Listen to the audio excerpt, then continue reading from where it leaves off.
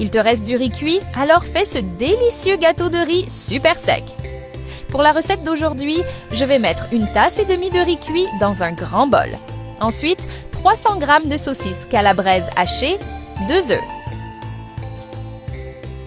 Et aussi une demi-tasse de fromage blanc.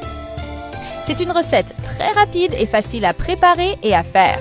Il n'y a aucune difficulté à la réaliser. Ensuite, je vais aussi ajouter un demi-oignon coupé en cubes, 3 gousses d'ail. Tu sais déjà à quoi elle va ressembler? Une cuillère à café de sel, une demi-cuillère à café de poivre noir, 3 cuillères à soupe de farine de blé. Après cela, je vais aussi ajouter 100 g de mozzarella et persil au goût pour bien mélanger tous les ingrédients.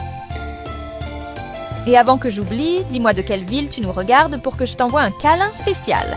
Le câlin d'aujourd'hui va à Jules Fontaine de Annonay. Je suis content que tu apprécies nos recettes. J'adore la préparer pour le déjeuner du dimanche avec ma famille. Ils aiment tellement que ça disparaît très vite et ils me demandent toujours de leur en refaire. Elle peut sembler compliquée, mais ça vaut vraiment la peine de la faire quand tu as du temps. Une fois prête, je vais chauffer une poêle avec huile pour placer la recette en portions d'une cuillère à soupe. La saveur de la saucisse calabraise dans la recette ajoute beaucoup au résultat final. J'aime toujours faire ce processus avec elle dans les recettes que je prépare. Fais attention à ne pas te blesser pendant le processus, car l'huile peut éclabousser dans toutes les directions. Une fois un côté prêt, je vais retourner la recette de l'autre côté. Envoie cette recette à ton ami qui adore les recettes avec riz cuit ou saucisse calabraise.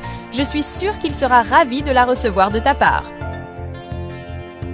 Tu peux utiliser la quantité de riz cuit que tu préfères, mais tu devras aussi acheter plus des autres ingrédients.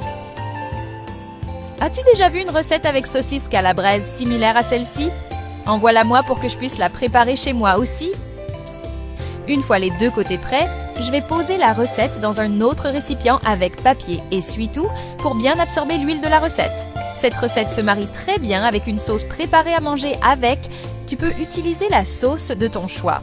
Il est recommandé de retirer toute l'huile de la recette avant de la manger, ainsi tu ne te brûles pas et tu ne consommes pas trop d'huile.